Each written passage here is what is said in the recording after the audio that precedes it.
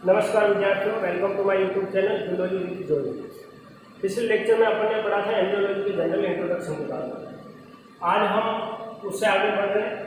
अपन पढ़ेंगे अभी हिस्ट्री के बारे में कि एम्ब्रियोलॉजी में का जन्म कहाँ से हुआ, इसका इतिहास से लेकर अभी तक आधुनिक काल में क्या क्या नवीन खोजें हो रही है, क्या रिसर्च हो रही है, उसके बारे में अपन पढ़ेंगे। तो सबसे पहले देखते हैं हिस्ट्री। हिस्ट्री को अपन ने दो भागों में डिवाइड किया, एक है प्राचीन काल और एक आधुनिक काल। जैसे आप इतिहास पढ़ते हो, छोटी क्लास में आपने पढ़ा होगा, इतिहास को तीन भागों में डिवाइड किया, प्राचीन काल, मध्यकाल और आधुनिक काल। प्राचीन काल में जैसे बुद्ध वगैरह, ईसा, जैन धर्म, उसके बारे में अपन पढ़ते हैं।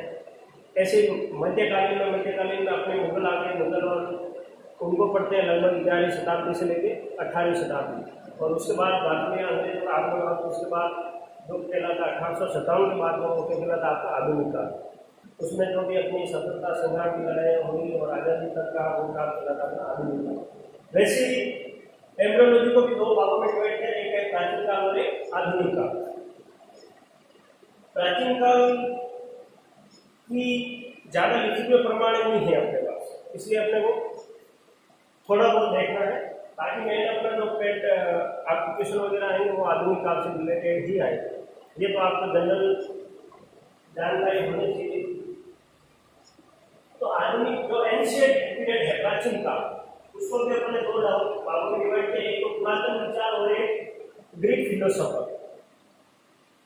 पुरातन यानी विचार यानी कि किसी ने कह दिया और अपन ने मान लिया, पुराने जमाने की जो बातें कही है अपन उसको अभी तक मान रहे हैं। जैसे क्या था कि एम्ब्रियोलॉजी में कह दिया उन्होंने एक बार और अपन ने मान लिया, इसलिए तो वहां सबसे पहले अपने को प्रमाण मिले हैं, शिलालेख मिले, अभिलेख। मिस्र के पिरामिड आपने सुने होंगे, वही मिस्र। वहां पे 3000 से 5000 ईस्वी यानी 3 से 5000 ईसा पूर्व भ्रूण के निर्माण और वृद्धि के बारे में उन्होंने लिखा है। ऐसी अपने इंडिया की बात करें तो इंडिया में अपने जो धर्म ग्रंथ हैं, वेद वगैरह है, उसमें लिखा है कि अंडों से किसी प्राणी का निर्माण होता है, किसी सजीव से किसी सजीव का निर्माण होता है, किसी बीज से नए पौधे का निर्माण होता है। तो एक शुरुआती ज्ञान उनको था कि भाई बीज से नया पौधा बनता है, अंडों से नया प्राणी बनता है। तो उसी संदर्भ में तो दूसरी और तीसरी शताब्दी थी, उस टाइम एक पाई थी सुश्रुत संहिता। उसके बारे में वर्णन कर रखा था कि माता के गर्भ में शिशु का परिवर्तन कैसे होता है, उसके बारे में हल्की कुछ जानकारी दी गई है। ये तो बात हुई पुरातन विचारों की। अब बात करते हैं अपन ग्रीक फिलोसोफर यानी यूनानी दार्शनिक। दार्शनिक की भी दो टाइप थे, एक तो ये थे कि जिन्होंने बस ऐसे ऑब्जर्व कर लिया, देखा और अपना लिख दिया। एक अरस्तु जैसे भी थे जिन्होंने देखा भी था और उसको प्रैक्टिकल भी किया। तो ग्रीक फिलोसोफर में जो मुख्य नाम है वो एम्फिडोक्लस, हिप्पोक्रेटस, अरस्तु, हेरोफिलस और गैलन। तो जो आपका एम्फिडोक्लस था उसने क्या बताया था कि जो नया शिशु बनता है या जो नया एनिमल बनता है उसमें कुछ आंशिक जो सहयोग होता है वो होता है मादाकार, आंशिक रूप से सहयोग करता है वो नर करता है। यानी कि आंशिक रूप से नर, आंशिक रूप से मादा का सहयोग से नए एनिमल का जन्म होता है। ये किसने बताया था? एम्फिडोक्लस। इसने कोई प्रैक्टिकल नहीं किया। इसके बाद बात करते हैं हिप्पोक्रेटस की। हिप्पोक्रेटस ने क्या किया था? मुर्गी का जो अंडा था उसके डेवलपमेंट के बारे में इसने बताया था। और उसके बाद आते हैं अरस्तु। अरस्तु ने मुर्गी के अंडे का तो अध्ययन किया ही था, उसके साथ साथ बहुत सारे एनिमल के अंडों का अध्ययन किया था और उन सबको जो भी उसने स्टडी की उन सबको अपना एक बुक में लिखा और बताया कि परिवर्तन कैसे होता है। उस बुक का नाम था आपका दी जनरेशन एनिमेलियम। इस कारण ही अपन इसको अरस्तु को क्या कहते हैं? Father of embryology. आगे अपन और पढ़ेंगे फादर ऑफ मॉडर्न एम्ब्रियोलॉजी। तो अगर आपकी क्वेश्चन आता है फादर ऑफ एम्ब्रियोलॉजी तो ये लिखना आपको अरस्तु, और अगर आपके application father of modern embryology तो लिखना कौन? Von Baer. उसके बाद आते हैं ये हेरोफिलस और गैलन। हेरोफिलस और गैलन ने बताया था कि जो फीमेल एग होता है वो सारी सुविधाएं उपलब्ध कराता है नया एनिमल बनाने के लिए, क्योंकि इसको उस टाइम स्टॉम के बारे में नॉलेज नहीं था कि स्टॉम होता है, एक होता है, लेकिन उसने ये था कि मादा का कुछ न कुछ योगदान होता है, उसी के कारण ये नए एनिमल का निर्माण होता है।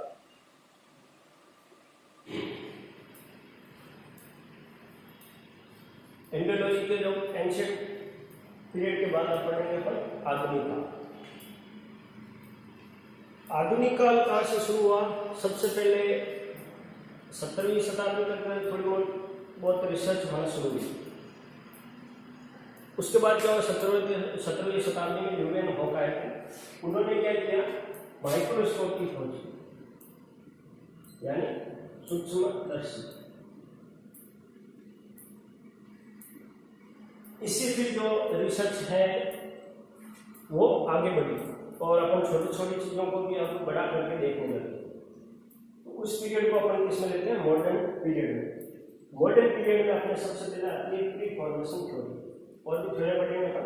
Pre formation theory of epigenesis, Baer's law, biogenetic law, germ class theory और मोजेक थ्योरी।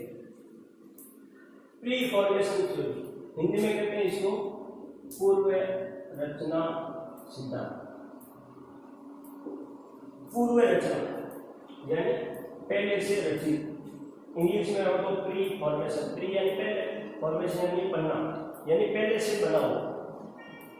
तो इसको बताया था एक साइंटिस्ट आए थे, जेन स्वामरडेल। इन्होंने क्या किया, मुर्गी का जो अंडा था उसके रेखा चित्र बनाए, माइक्रोस्कोप में देख के आउटलाइन डायग्राम बनाए, डेवलपमेंट की स्थिति अब इतने दिन बाद इतनी है, इतने दिन बाद इतनी है। तो इससे इन्होंने क्या निष्कर्ष निकाला कि जो एनिमल है उसका सूक्ष्म रूप वो अंडे में पहले से ही है, बाद में क्या होता है वो ग्रोथ करता है। यानी जैसे वहाँ पर आँख है तो आँख का सूक्ष्म रूप उसमें पहले से विद्यमान है और बाद में जाके वो क्या होता है, ग्रोथ करके बड़ा हो जाता है।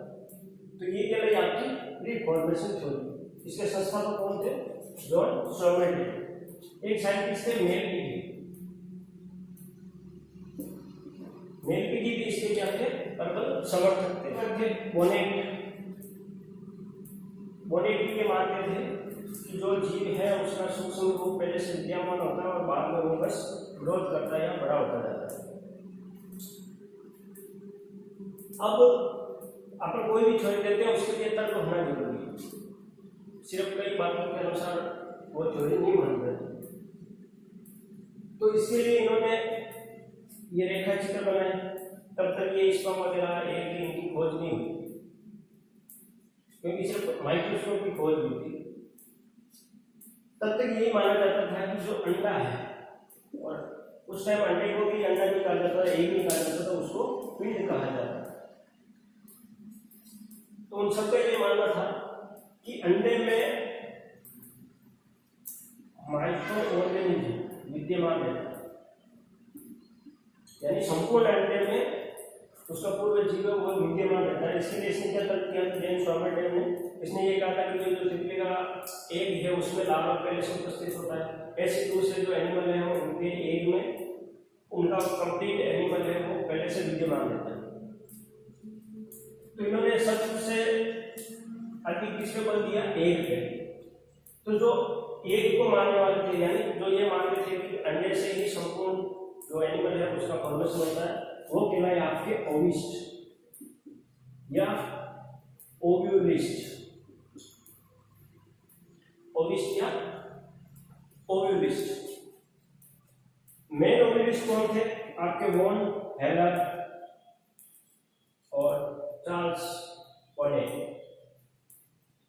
वो ये मानते थे कि जो कंप्लीट एनिमल है उसका फॉर्मेशन किससे होता है? सिर्फ अंडे से होता है। अब जब सबने ये बताया कि मुर्गी के अंडे में पहले से कोई सूक्ष्म जीव है वो विद्यमान रहता है, तो इसी के आधार पर एक साइंटिस्ट आए थे, निकोलस डी मेल ब्रांच। इन्होंने एक थ्योरी दी थी जिसका नाम है संकोचन सिद्धांत। या इसको इंग्लिश में कहते हैं एनकेसमेंट थ्योरी।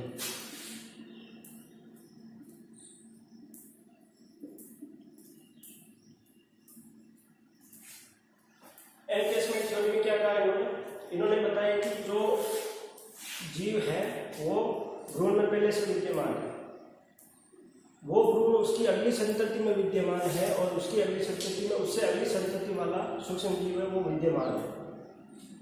ये चीज किसी ने बताई थी, निकोलस डी मैकब्राइड है, और इसका सिद्धांत कहलाता है संकोचन सिद्धांत। उसके बाद अपना सेकंड है थ्योरी ऑफ एपिजेनेसिस। पूर्व रचना के बाद सिद्धांत आया पश्च रचना। एपी नहीं होता, पश्च। लगभग 17वीं शताब्दी या 18वीं शताब्दी तक प्री फॉर्मेशन थ्योरी को ही माना जाता था।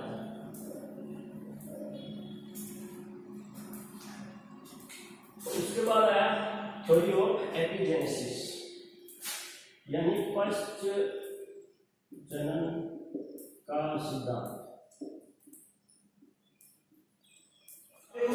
एपिजेनेसिस कैसे आया कि जो अपना एग है, एग ले लो या अपना कह लो एम्ब्रियो। एम्ब्रियो क्या होते थे, ये सॉफ्ट होते थे, यानी अगर इनको काटते थे तो ये पिलपिले टाइप के होते थे, इसलिए इसका स्टडी करना ये संभव नहीं था। पहला रीजन ये था। दूसरा रीजन ये था जो माइक्रोस्कोप है, इसकी कैपेसिटी क्या थी, कम थी, यानी इसकी क्षमता कम थी, अपन ज्यादा डिटेल में उसको देख नहीं पाते थे। इसलिए ये 18वीं शताब्दी तक ऐसा मानते रहे कि प्री फॉर्मेशन थ्योरी ये मान्य है। लेकिन जैसे थ्योरी ऑफ एपिजेनेसिस आया तो ये प्री फॉर्मेशन थ्योरी है उसको रिजेक्ट कर दिया गया। एपिजेनेसिस नाम दिया था एक साइंटिस्ट थे विलियम हार्वे।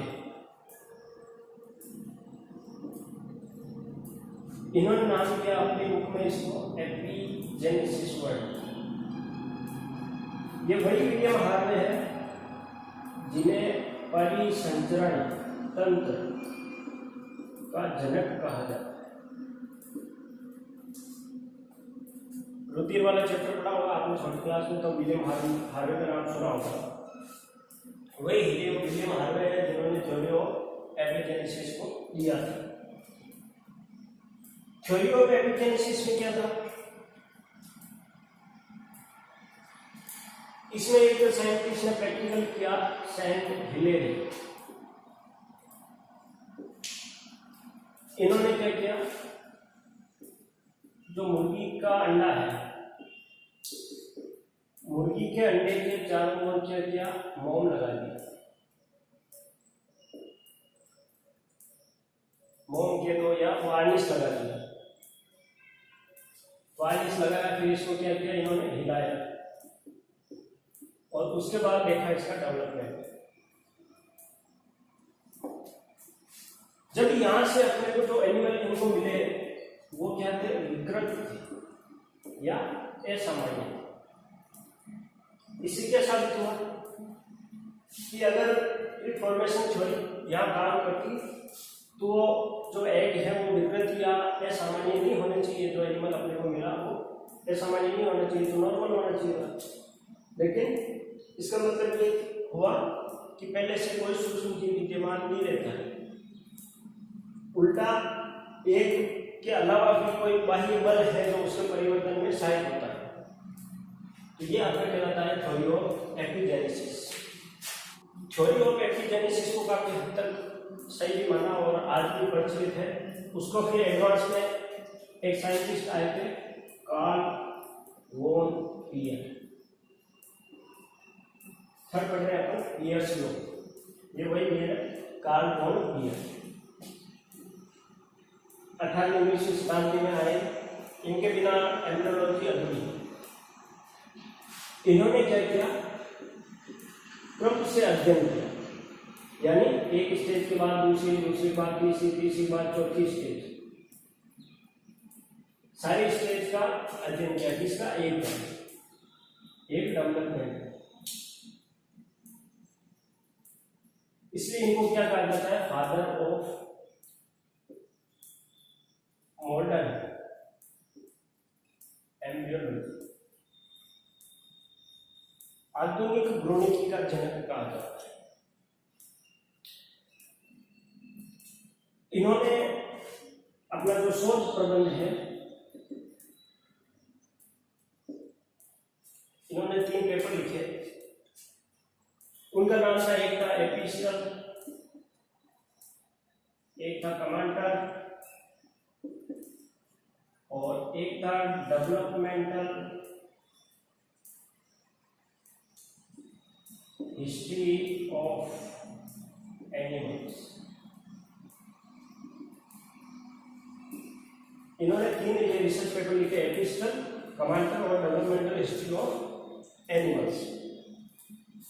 इसमें इन्होंने जो एम्ब्रियो का डेवलपमेंट है, अलग अलग एनिमल, इन्होंने एक एनिमल पे नहीं किया, बहुत सारे एनिमल पे रिसर्च किया। उसके बाद इन्होंने ये निष्कर्ष निकाले और इनके जो निष्कर्ष थे उनके 4 पॉइंट हैं। अपन पढ़ते हैं germ leg theory. Germ leg का आपने नाम सुना होगा, जनन स्थल।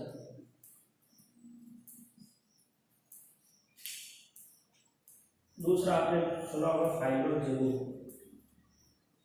या इसको बोलते हैं जाति वर्गीय।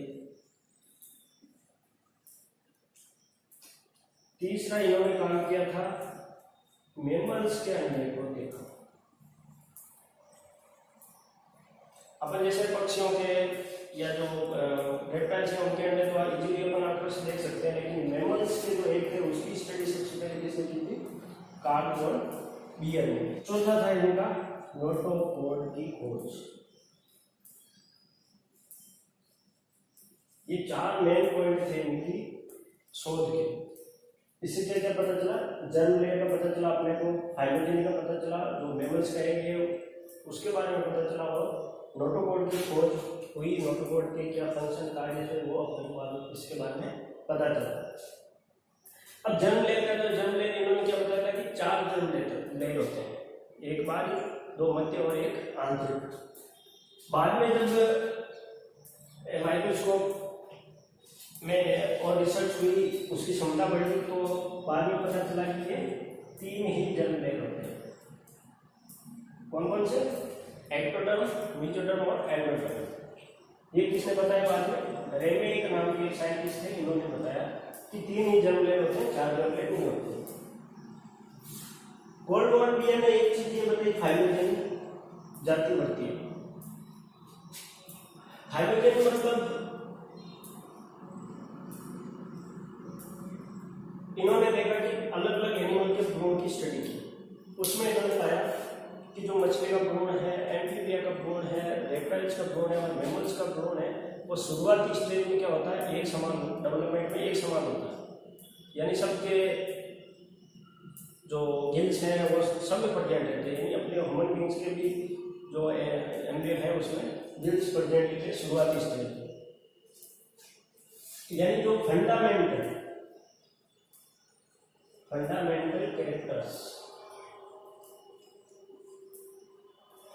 कैरेक्टर्स हैं वो सारे उपस्थित है किसमें?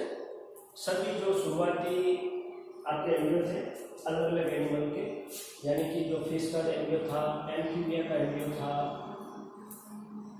रेप्टाइल्स का था और मैमल्स का। इनमें सभी क्या थी?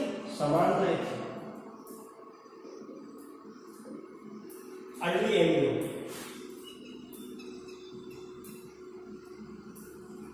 इसको इन्होंने, अब यहां से इनके 3 निष्कर्ष निकल के आए। पहला, कोई भी जंतु है उसमें क्या होता है? सामान्य लक्षण पहले प्रकट होते हैं और विशेष लक्षण है वो बाद में प्रकट होते हैं। फॉर एग्जाम्पल, जैसे कि अपन ह्यूमन बींग्स की बात करें, ह्यूमन बींग में क्या होता है? जैसे हेयर है वो सबसे बाद में आते हैं, या जो एडेप्टेशन कह लो इनको, जैसे कि फिशेज में सर्क हैं उनका डेवलपमेंट बाद में होता है। सबसे पहले जो नॉर्मल कैरेक्टर्स हैं, जैसे कि मस्तिष्क सब में होता है, जो भी अपने कॉर्टेक्स हैं, मस्तिष्क है, नोटोकॉर्ड है और स्पाइनल कॉर्ड है और मसल्स है, इन चारों का डेवलपमेंट सब में होता है। तो ये तो फंडामेंटल लक्षण हो गए। लेकिन जो स्पेसिफिक है, जैसे फिश है, फिश में आता है स्केल आते हैं, आपके जैसे एविज हैं, एविज में पंख आते हैं, ये सारे क्या स्पेसिफिक कैरेक्टर है। तो जो स्पेसिफिक कैरेक्टर है वो सबसे बाद में आते हैं, पहले सबसे पहले सामान्य लक्षण आते हैं। तो यानी फाइलोजेनी रिपीट्स ऑन्टोजेनी, व्यक्ति वर्तीयता जाति वर्तीयता को रिपीट करती है। इससे निकल के एक आया था नियम बायोजेनेटिक लॉ, जिसको किसने दिया? मुल्लर और हिकल। जाति आवर्तन नियम दिया, थ्योरी ऑफ रिकैपिटुलेशन, पुनरावर्तन का नियम। इसलिए और बताइए कोलबर्न के निष्कर्ष में ये निकला कि जो एनिमल है वो निम्नतर, उच्चतर जो एनिमल है वो निम्नतर जंतुओं की जो अवस्थाएं हैं उनसे गुजरता है। तो वहां से ये निष्कर्ष निकाला इन्होंने बायोजेनेटिक लॉ का, थ्योरी जाति आवर्तन नियम का।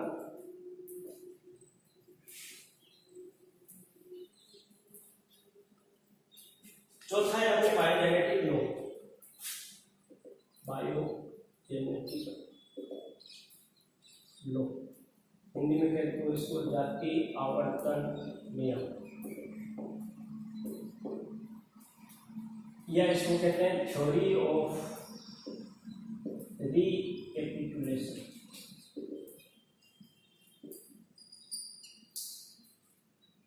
पुनरावर्तन का सिद्धांत।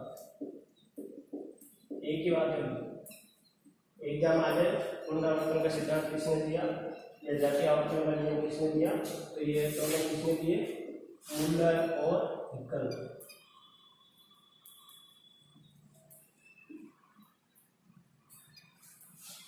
ये हिकल उस टाइम ही है जब ये अपने इंग्लिश में पढ़ते हैं डार्विन वगैरह, ये तब के हैं।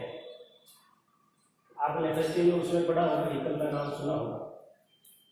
तो ये क्या, इन्होंने सिर्फ कोलबर्न की जो रिसर्च उससे निष्कर्ष निकाला, उन्होंने निष्कर्ष एक लाइन में निकाला, ऑन्टोजेनी रिपीट्स इट्स फाइलोजेनी, यानी व्यक्ति वर्तीयता जाति वर्तीयता को रिपीट करती है। ये किसने कहा? मुल्लर और हिकल। इसके बाद आती है जन्मकाल थ्योरी। जन्मकाल थ्योरी आपने फर्स्ट में पढ़ लिया है वैसे। इसको किसने दिया था? अगस्त वीजमान। वो फेमस एग्जाम्पल आपने सुना होगा चूहे का। अगस्त वीजमान ने क्या बताया था? एक सोमेटिक सेल होती है और एक रिप्रोडक्टिव सेल होती है, एक जनन कोशिका होती है, एक कायिक कोशिका होती है। तो जो उपार्जित लक्षणों की वंशागत, जिसका लेमार्क ने कहा था कि उपार्जित लक्षण है वो वंशागत होते हैं, उसका खंडन करने के लिए अगस्त वीजमान ने एक प्रक्रिया किया था, उसने एक सिद्धांत दिया था, उसको कहते हैं अपन जन्मकाल थ्योरी। इसमें इसने ये बताया था कि उसने लगभग 22 पीढ़ियों तक जो चूहा था उसकी पूंछ काटते रहा, लेकिन उसने फिर देखा कि 23वीं पीढ़ी तक वो पूंछ वापस उग के आ गई। इसका मतलब क्या हुआ कि जो उपार्जित लक्षण है वो वंशागत नहीं होते जब तक कि वो किसमें जनन कोशिकाओं में परिवर्तन नहीं होते। तो ये आपका कहलाता था जन्मकाल थ्योरी, अगस्त वीजमान ने दिया था, ये आप पढ़ चुके हैं। लास्ट आता आपका मिर्जेट थ्योरी, इसको बोलते हैं हिंदी में किरमिट सिद्धांत।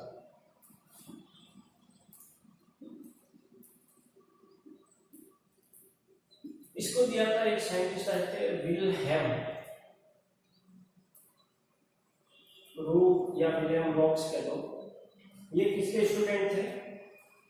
ये स्टूडेंट थे हिकल के। हिकल के स्टूडेंट। अभी तक जो स्टडी हो रही थी वो क्या हो रही थी? तुलनात्मक स्टडी हो रही थी, यानी अभी तक जो अपन ने पढ़ा था वो क्या था? कंपैरेटिव स्टडी थी, यानी एक एनिमल से एक एनिमल के एक से दूसरे एनिमल के एक से एक एनिमल के एम्ब्रियो से दूसरे एनिमल के एम्ब्रियो से कंपैरिजन किया जा रहा है। लेकिन अब क्या हुआ? विलियम रॉक्स ने एक नई चीज दी, इसको बोलते हैं अपन एक्सपेरिमेंटल एम्ब्रियोलॉजी, प्रयोगात्मक भूमिका। इन्होंने क्या किया? जो जाइगोट था, जाइगोट से लेकर उसके कंप्लीट ऑर्गेनिज्म तक बनने तक इन्होंने स्टडी की और फिर एक निष्कर्ष पे निकले। इन्होंने क्या किया?